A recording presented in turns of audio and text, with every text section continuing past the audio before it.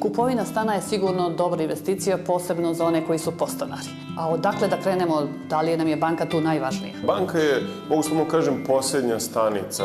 Kupovina stana je vrlo kompleksan proces. Mi tu moramo da završimo i u katastru, i kod notara, i u poreskoj upravi dosta papirologije.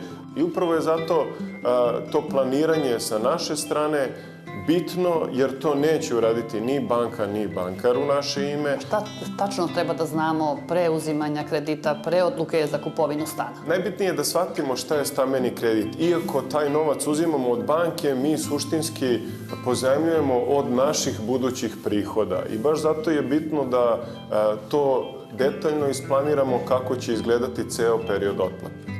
Obično se stan uzima na 20-25 godina. Na šta tu treba da računamo? Da li mogu da postoje neka iznenađenja?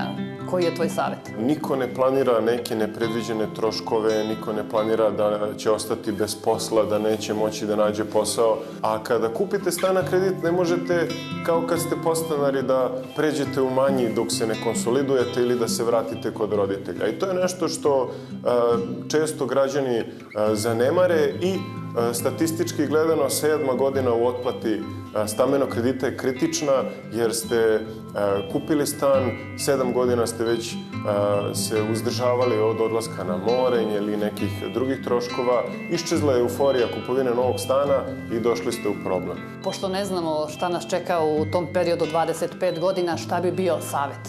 Glavni savjet bi bio da pre uzimanja stambenog kredita probamo da odvajamo tu ratu, znači tu neku zamišljenu ratu koju bi dobili stambenim kreditom sa strane godinu dana. I tako bi rešili dve stvari. Prva, naučili bi da funkcionišemo bez tog dela novca mesečno, a druga stvar bi značila da smo uštedeli kada u tom periodu 25 godine naiđe neki lošiji period finansijski, da imamo zlatnu rezervu da to prevaziđemo.